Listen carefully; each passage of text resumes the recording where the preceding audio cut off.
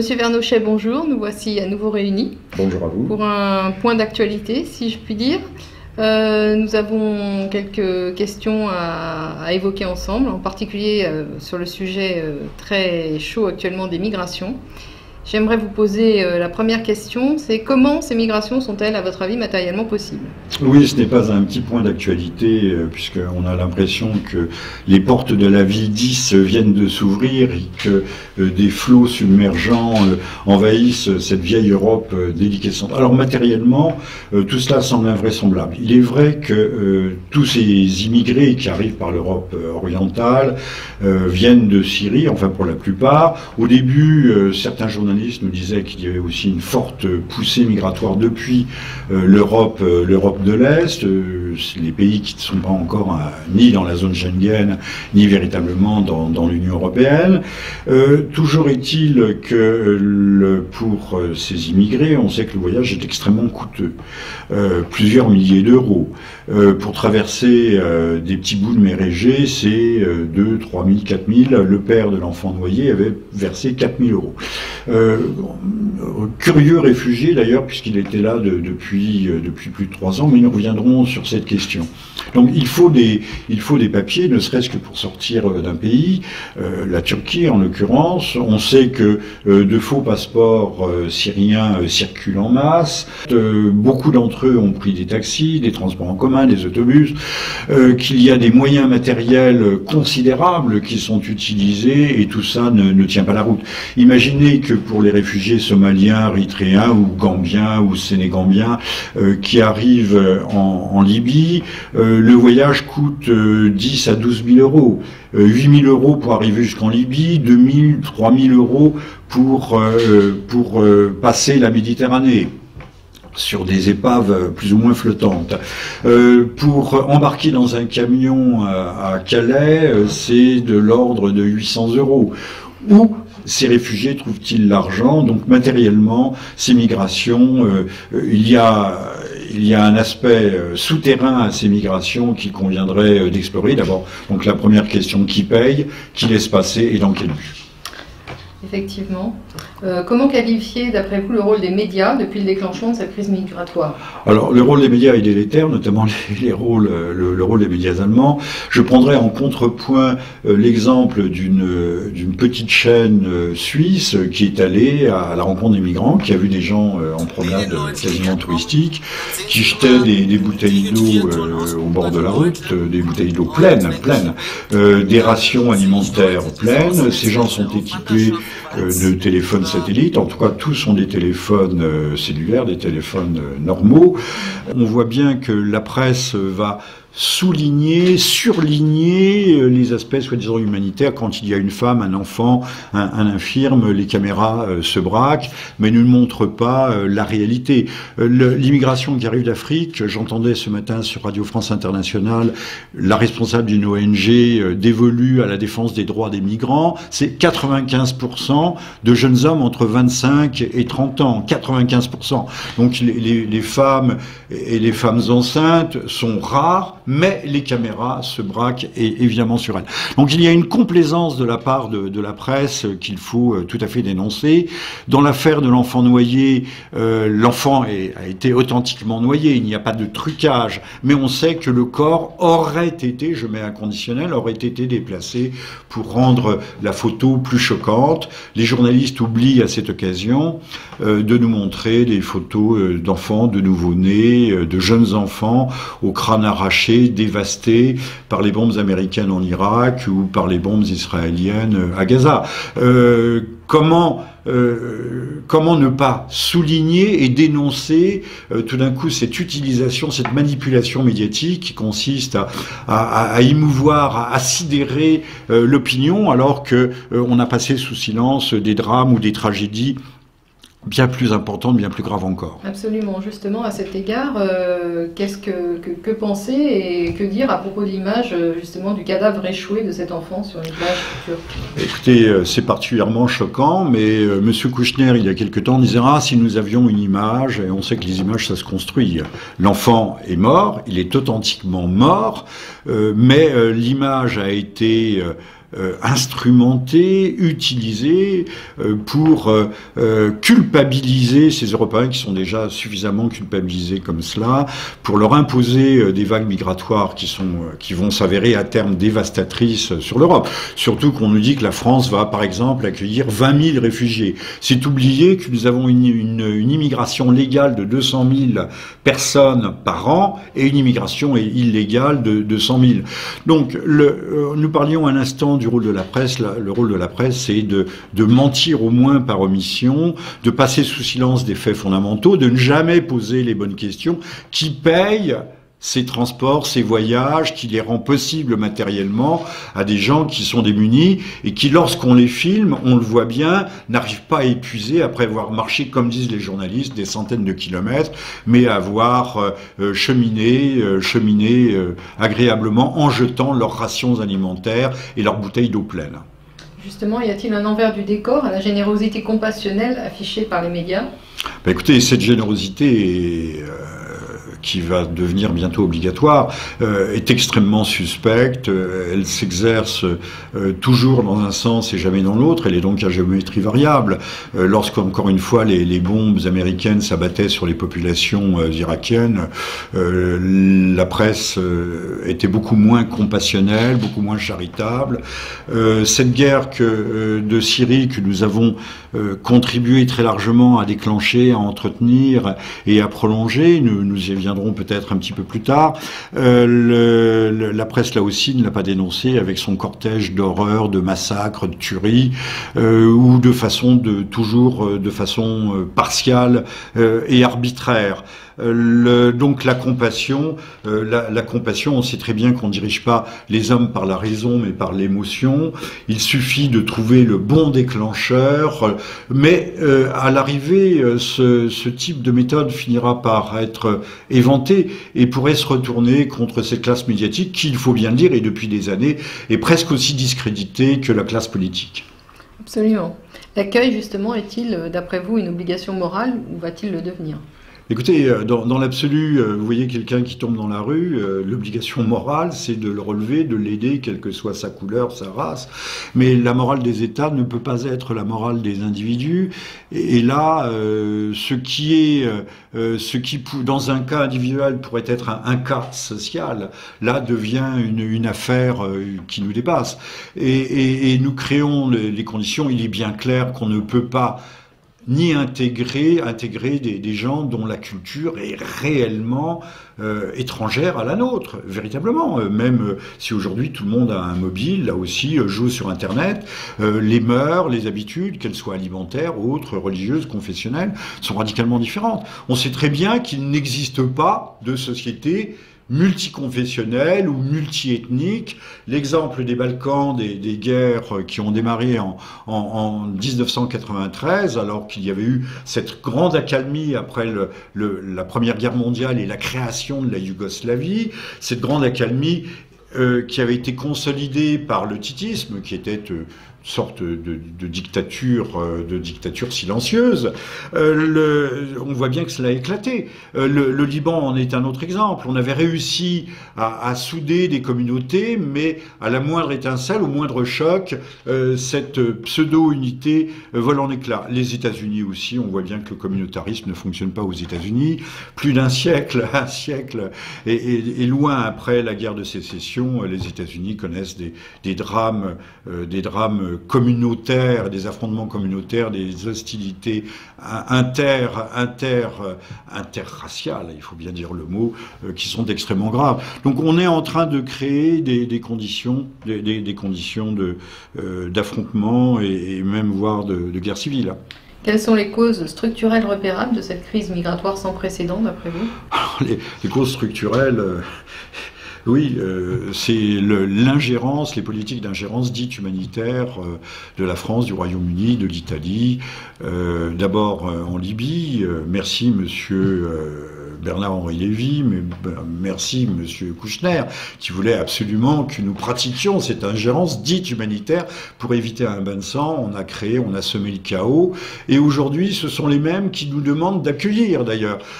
Donc il y a eu la Libye que nous avons ravagée, qui servait encore une fois la Jamaria libyenne de Monsieur Kadhafi était ce qu'elle était, un régime peut-être un peu rigide, c'est le cas de le dire, mais qui servait de bassin de rétention à l'immigration subsaharienne.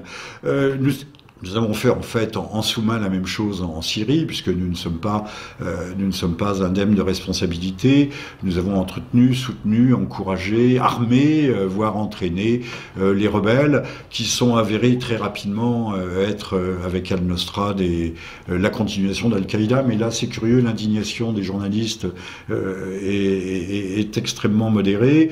Ne parlons pas de l'État islamique, dont nous sommes responsables et que nous combattons de façon tout à fait modérée, tout à fait anodine, et d'une certaine façon, c'est même pas d'une certaine façon, c'est nous qui avons créé de toutes pièces. Quand je dis nous, c'est-à-dire nos gouvernements et l'Europe et le camp occidental, Washington compris, qui ont créé les conditions de ces vagues migratoires. Quels enseignements tirer quant à l'Europe et à l'Allemagne qui est pilote dans cette affaire? Alors, les enseignements sont simples à tirer. On voit bien que Mme Merkel d'abord a trahi les Allemands, les intérêts allemands, mais ce n'est pas la première fois. Que l'Europe est constituée de technocrates mondialistes qui ne payent pas d'impôts, qui sont extraordinairement bien payés, rémunérés pour assumer leur vile tâche de mercenaires au service d'intérêts qui ne se montrent pas forcément au grand jour, qui se trouvent à Washington ou ailleurs. Et donc faillite de l'Europe, qui d'ailleurs conduit ce jeu épouvantable, mais qu'il le conduit mal, qu'il le conduit en prenant vraiment les Européens pour des imbéciles. Et là encore, soulignons le rôle désastreux, délétère de la presse, qui cache qu'il y a des oppositions en Europe, des manifestations extrêmement importantes à cette politique.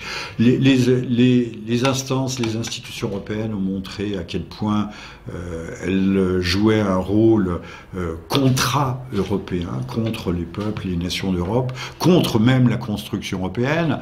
Voyez-vous d'autres dimensions géopolitiques, voire conspirationnistes ou conspiratives derrière cette crise migratoire? Écoutez, nous venons d'évoquer le rôle de l'Europe, qui est un rôle extraordinairement ambigu. D'une main, nous soutenons les rebelles syriens qui tentent de démantibuler l'État. D'ailleurs, notez que nous soutenons, soi-disant, le pouvoir légal au Yémen, avec des bombardements atroces, là aussi, mais nous sommes contre le gouvernement légal, d'un gouvernement laïque qui assurait au moins l'équilibre entre les communautés et la paix civile. Personne ne fuyait la Syrie quand il y avait j'allais dire le règne, ce n'est pas le règne, mais l'exercice de la souveraineté par le parti Baas et la famille El-Assad. Le conspirationniste, si l'on remonte aux années 2000, nous avons des rapports des Nations Unies qui préconisaient déjà à l'époque, ça existe, c'est très facile d'accès sur les sites liés aux questions démographiques des Nations Unies, qui préconisaient l'immigration de 15 à 20 millions par an d'immigrés pour compenser les déficits démographiques. Mais là aussi, c'est le serpent qui se mord la queue. D'un côté, on dit à toutes les jeunes femmes, faites-vous avorter, ne faites pas d'enfants, vous êtes libres de votre corps, chacun s'appartient, fondez des familles monoparentales. Et de l'autre côté, donc on dit qu'il y a un déficit démographique, des populations vieillissantes, et donc il faut venir de 15 à 20, voire plus, millions, je dis bien millions par an, c'était les rapports de l'année 2000 des Nations Unies. Donc il y a une dimension éminemment conspirationniste. Alors, ce ne sont pas des gens qui se sont réunis dans une cave, c'est une conspiration à ciel ouvert, mais comme la presse ne fait pas son travail, on ne rappelle pas ces faits, de dire que depuis longtemps, que ce soit l'Allemagne ou autre, on considère que l'appel d'air fourni par des masses migratoires qui font baisser les salaires, qui exercent une pression à la baisse sur les salaires, constitue donc une manœuvre servile. Il ne faut pas oublier qu'il y a peu de temps, il n'y avait pas de SMIC en Allemagne et on pouvait travailler jusqu'à 2 € de l'heure. La rémunération moyenne pour un manœuvre, donc un ouvrier non qualifié, était de 4 € de l'heure en Allemagne. Donc la richesse de l'Allemagne, on sait aussi d'où elle va le tirer en important des masses serviles. Et l'Europe aussi compte faire le même calcul. Ça a été annoncé notamment par M. Macron. Donc tous ces gens, ces eurocrates, conspirent encore une fois contre l'Europe. Mais ça, qui le dira ? Il y a donc, d'après vous, des plans, des projets, un programme derrière ces vagues subversives. Alors, pour revenir à notre premier point, nous disions qui paye les 10 000 € du passage pour un pauvre air de l'Afrique subsaharienne, 8 000 € pour arriver jusqu'à Benghazi, à Tripoli ou ailleurs, et 2 000 € à peu près pour traverser. Qui paye les 800 € ou les 1 000 € pour monter dans la cabine d'un camion, 800 € pour monter à l'arrière, 1 000 € et plus pour monter dans la cabine à Calais. Qui paye les taxis, je ne parle pas des trains mis à disposition par les autorités bulgares, hongroises ou autres, qui paye les moyens, les téléphones satellites des chefs migrants qui accompagnent, puisque ces gens avancent de façon coordonnée, ils n'avancent pas de façon comme une foule hagarde, poussée par la misère. Il faudrait revenir d'ailleurs sur cette question. Nous savons qu'il y a des fondations internationales avec différents prête-noms derrière. Alors il faut en citer une quand même, c'est apparemment la Banque Rothschild qui finance un certain nombre de fondations, mais il y a des fondations écrans et qui assument le financement de ces migrations. Donc on voit bien qu'il y a aussi une conspiration pour casser la matrice ethno-historique, ethno-culturel, ethno-confessionnel, pas seulement de la France, mais de l'Europe ou de l'Allemagne. L'Allemagne n'a pas assez payé, elle doit encore payer. Donc pour diluer les peuples européens, en faire une sorte de vaste et absolu melting pot, c'est-à-dire faire la mondialisation au niveau de l'Europe, un vaste marché constitué d'atomes humains qui seront tous d'ailleurs plus ou moins en guerre contre eux-mêmes, puisqu'à un moment donné, cette utopie, je peux qualifier cette utopie de messianique, cette utopie messianique rencontrera le mur du réel et à ce moment-là, elle volera en éclats. Quels sont justement les risques et conséquences, d'après vous, de tout ça ? Risques et conséquences, c'est des guerres, des affrontements interconfessionnels de basse intensité, une guerre civile européenne de basse intensité. Les Européens, encore une fois, on fera l'expérience. On peut admettre dans nos villages un certain nombre d'immigrés. Les choses se passeront bien un certain temps, jusqu'au moment où ça ne se passera moins bien. Il y a une loi naturelle, c'est une loi physique qui fait que quand une minorité minoritaire, elle a tendance à non pas à raser les murs, mais à se faire discrète. Quand le jour où elle devient majoritaire, elle impose ses règles, elle impose sa loi. Alors, beaucoup craignent l'islam, où l'islam est une chose, mais il n'y a pas que l'islam. N'oublions pas que beaucoup de ceux qui arrivent comptent bien sur les largesses de l'État-providence. L'État-providence socialiste compte sur ces gens pour leur servir de clientèle électorale, et que ces clients électoraux ne sont pas la plupart du temps des producteurs. Combien d'entre eux sont vraiment, comme on nous le présente, une manœuvre qualifiée ? Rien n'est moins sûr, c'est une petite minorité. Et cette petite minorité, d'ailleurs, partira peut-être au Canada ou ailleurs, et ne restera pas dans cette vilaine Europe, dont les indigènes sont aussi xénophobes, apparemment, puisque les Français, à 55%, refusent cette immigration, malgré le matraquage, malgré la sidération par les images. Les Français, quand même, dans leur majorité, refusent cette invasion. Quelle solution immédiate et à long terme ?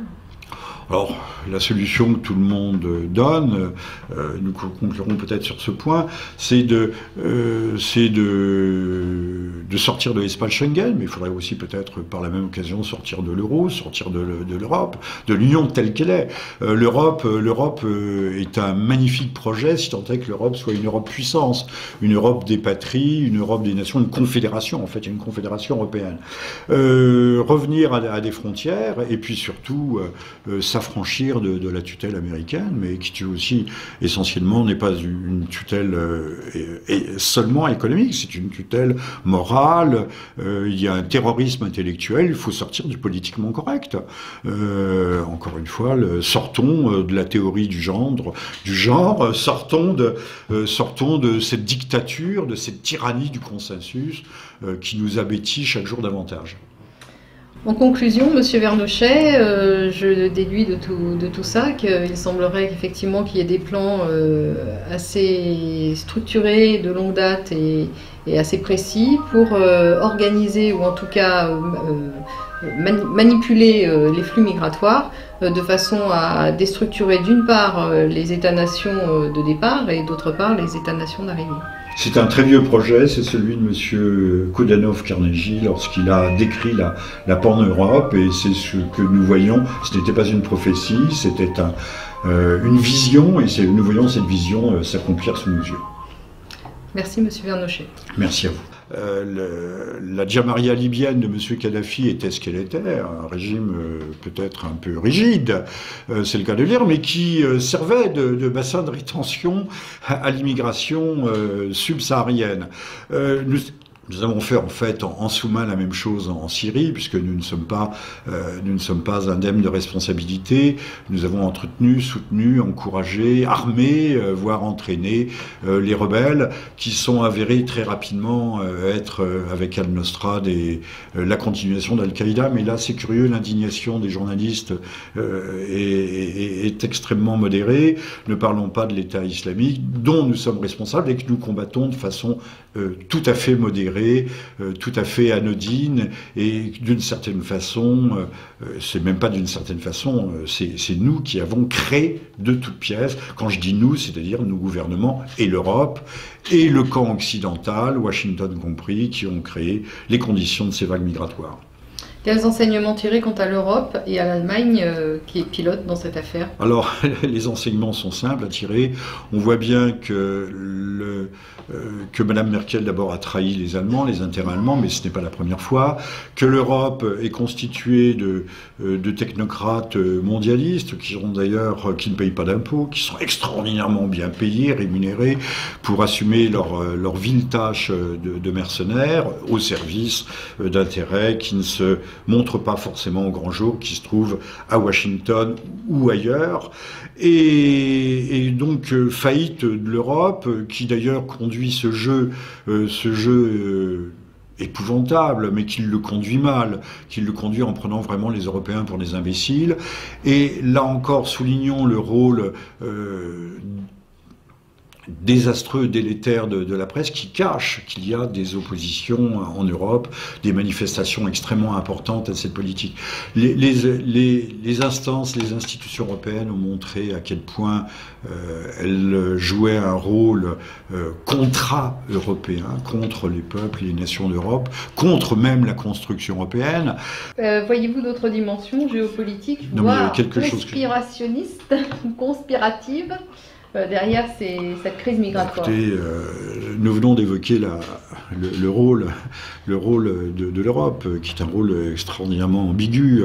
D'une main, nous soutenons les rebelles syriens qui tentent de démantibuler l'État. D'ailleurs, notez que nous soutenons, soi-disant, le pouvoir légal au Yémen, avec des bombardements atroces, là aussi, mais nous sommes contre le gouvernement légal d'un gouvernement laïque qui assurait au moins l'équilibre entre les communautés et la paix civile. Personne ne fuyait la Syrie quand il y avait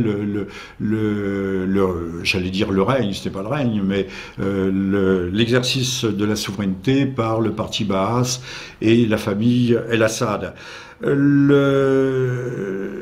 Conspirationniste, si l'on remonte aux années 2000, nous avons des rapports des Nations Unies qui préconisaient déjà à l'époque, prolonger, nous y viendrons peut-être un petit peu plus tard, la presse là aussi ne l'a pas dénoncé avec son cortège d'horreurs, de massacres, de tueries, ou toujours de façon partiale et arbitraire. Donc la compassion, la compassion, on sait très bien qu'on ne dirige pas les hommes par la raison, mais par l'émotion.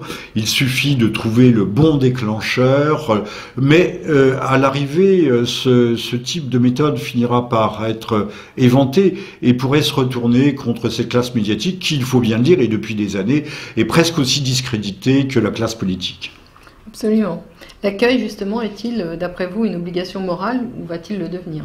Écoutez, dans l'absolu, vous voyez quelqu'un qui tombe dans la rue, l'obligation morale, c'est de le relever, de l'aider, quelle que soit sa couleur, sa race. Mais la morale des États ne peut pas être la morale des individus. Et là, ce qui, dans un cas individuel, pourrait être un cas social, là devient une affaire qui nous dépasse.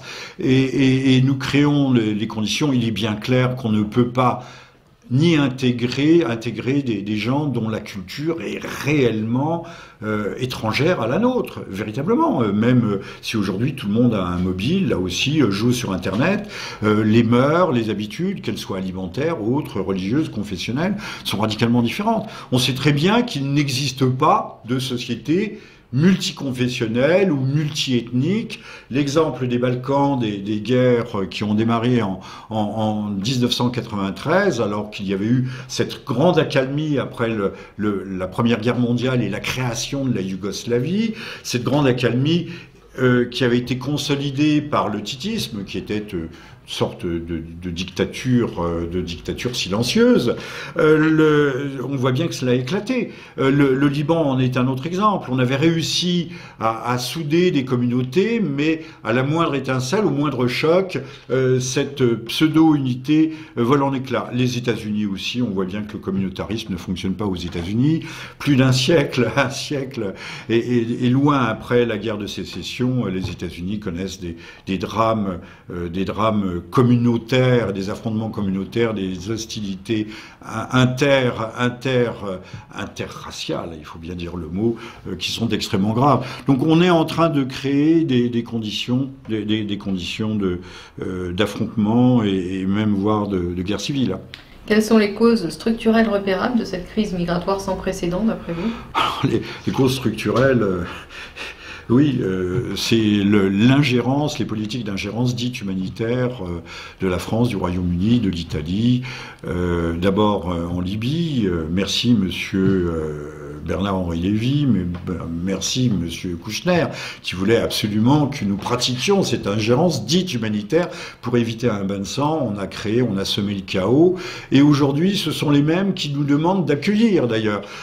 Donc il y a eu la Libye que nous avons ravagée, qui servait encore une fois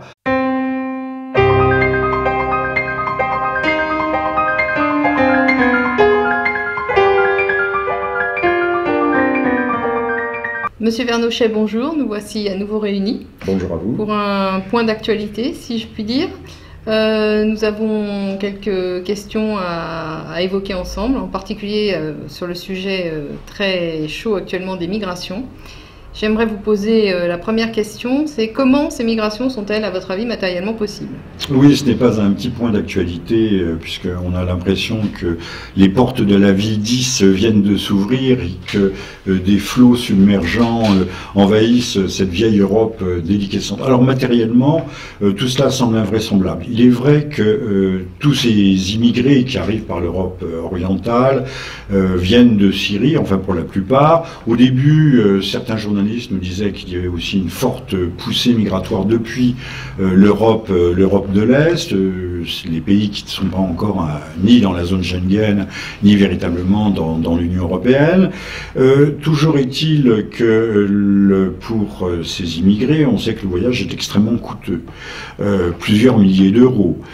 Pour traverser des petits bouts de mer Égée, c'est 2 000, 3 000, 4 000. Le père de l'enfant noyé avait versé 4 000 euros. Curieux réfugié d'ailleurs, puisqu'il était là depuis plus de 3 ans, mais nous reviendrons sur cette question.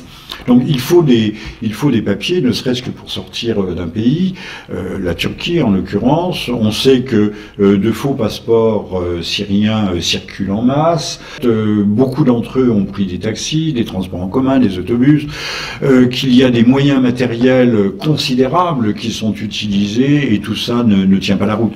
Imaginez que pour les réfugiés somaliens, érythréens ou gambiens ou sénégambiens qui arrivent en Libye, le voyage coûte 10 à 12 000 euros. 8 000 euros pour arriver jusqu'en Libye, 2 000, 3 000 euros pour passer la Méditerranée sur des épaves plus ou moins flottantes. Pour embarquer dans un camion à Calais, c'est de l'ordre de 800 euros. Où ces réfugiés trouvent-ils l'argent? Donc matériellement, ces migrations, il y a un aspect souterrain à ces migrations qu'il conviendrait d'explorer. D'abord, donc la première question, qui paye, qui laisse passer et dans quel but? Effectivement. Comment qualifier, d'après vous, le rôle des médias depuis le déclenchement de cette crise migratoire? Alors, le rôle des médias est délétère, notamment le rôle des médias allemands. Je prendrai en contrepoint l'exemple d'une petite chaîne suisse qui est allée à la rencontre des migrants, qui a vu des gens en promenade quasiment touristique, qui jetaient des bouteilles d'eau au bord de la route, des bouteilles d'eau pleines, des rations alimentaires pleines. Ces gens sont équipés de téléphones satellites, en tout cas tous sont des téléphones cellulaires, des téléphones normaux. On voit bien que la presse va souligner, surligner les aspects soi-disant humanitaires. Quand il y a une femme, un enfant, un infirme, les caméras se braquent, mais ne montrent pas la réalité. L'immigration qui arrive d'Afrique, j'entendais ce matin sur Radio France Internationale la responsable d'une ONG dévolue à la défense des droits des migrants, c'est 95% de jeunes hommes entre 25 et 30 ans, 95%. Donc les femmes et les femmes enceintes sont rares, mais les caméras se braquent évidemment sur elles. Donc il y a une complaisance de la part de la presse qu'il faut tout à fait dénoncer. Dans l'affaire de l'enfant noyé, l'enfant a été authentiquement noyé, il n'y a pas de trucage, mais on sait que le corps aurait été, je mets un conditionnel, aurait été déplacé pour rendre la photo plus choquante. Les journalistes oublient à cette occasion de nous montrer des photos d'enfants, de nouveau-nés, de jeunes enfants au crâne arraché, dévastés par les bombes américaines en Irak ou par les bombes israéliennes à Gaza. Comment ne pas souligner et dénoncer tout d'un coup cette utilisation, cette manipulation médiatique qui consiste à émouvoir, à sidérer l'opinion, alors que on a passé sous silence des drames ou des tragédies bien plus importante, bien plus grave encore. Absolument. Justement, à cet égard, que penser et que dire à propos de l'image justement du cadavre échoué de cet enfant sur une plage turque? Écoutez, c'est particulièrement choquant, mais Monsieur Kouchner, il y a quelque temps, disait « Ah, si nous avions une image », et on sait que les images, ça se construit. L'enfant est mort, il est authentiquement mort, mais l'image a été instrumenté, utilisé pour culpabiliser ces Européens qui sont déjà suffisamment culpabilisés comme cela, pour leur imposer des vagues migratoires qui vont s'avérer à terme dévastatrices sur l'Europe. Surtout qu'on nous dit que la France va, par exemple, accueillir 20 000 réfugiés. C'est oublier que nous avons une immigration légale de 200 000 personnes par an et une immigration illégale de 100 000. Donc, nous parlions un instant du rôle de la presse. Le rôle de la presse, c'est de mentir au moins par omission, de passer sous silence des faits fondamentaux, de ne jamais poser les bonnes questions. Qui paye ces transports, ces voyages, qui les rend possibles matériellement à des gens qui sont démunis et qui, lorsqu'on les filme, on le voit bien, n'arrivent pas à épuiser après avoir marché, comme disent les journalistes, des centaines de kilomètres, mais à avoir cheminé agréablement en jetant leurs rations alimentaires et leurs bouteilles d'eau pleine. Justement, y a-t-il un envers du décor à la générosité compassionnelle affichée par les médias? Écoutez, cette générosité qui va devenir bientôt obligatoire, est extrêmement suspecte. Elle s'exerce toujours dans un sens et jamais dans l'autre. Elle est donc à géométrie variable. Lorsqu'encore une fois les bombes américaines s'abattaient sur les populations irakiennes, la presse était beaucoup moins compassionnelle, beaucoup moins charitable. Cette guerre de Syrie que nous avons contribué très largement à déclencher, à entretenir et à... Ça existe, c'est très facile d'accès sur les sites liés aux questions démographiques des Nations Unies qui préconisaient l'immigration de 15 à 20 millions par an d'immigrés pour compenser les déficits démographiques. Mais là aussi, c'est le serpent qui se mord la queue. D'un côté, on dit à toutes les jeunes femmes, faites-vous avorter, ne faites pas d'enfants, vous êtes libres de votre corps, chacun s'appartient, fondez des familles monoparentales. Et de l'autre côté, donc on dit qu'il y a un déficit démographique, des populations vieillissantes, et donc il faut venir de 15 à 20, voire plus, millions, je dis bien millions par an, c'était les rapports de l'année 2000 des Nations Unies.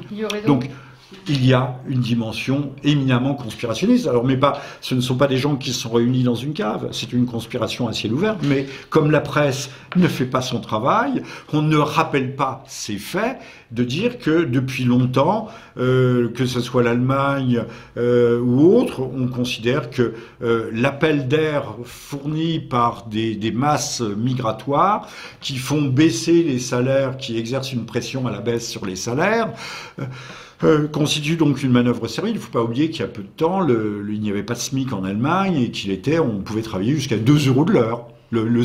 La rémunération moyenne pour un manœuvre, donc un ouvrier non qualifié, était de 4 € de l'heure en Allemagne. Donc la richesse de l'Allemagne, on sait aussi d'où elle va le tirer en important des masses serviles. Et l'Europe aussi compte faire le même calcul. Ça a été annoncé notamment par M. Macron. Donc tous ces gens, ces eurocrates, conspirent encore une fois contre l'Europe. Mais ça, qui le dira? Il y a donc, d'après vous, des plans, des projets, un programme derrière ces vagues subversives?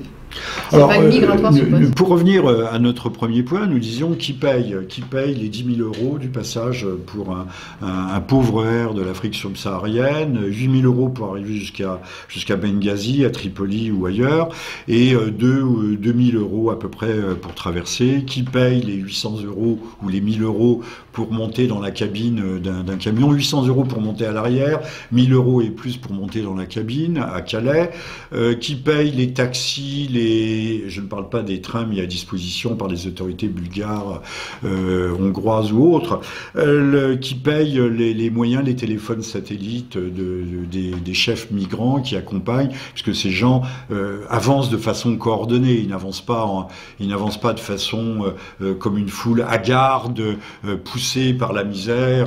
Il faudrait revenir d'ailleurs sur cette question.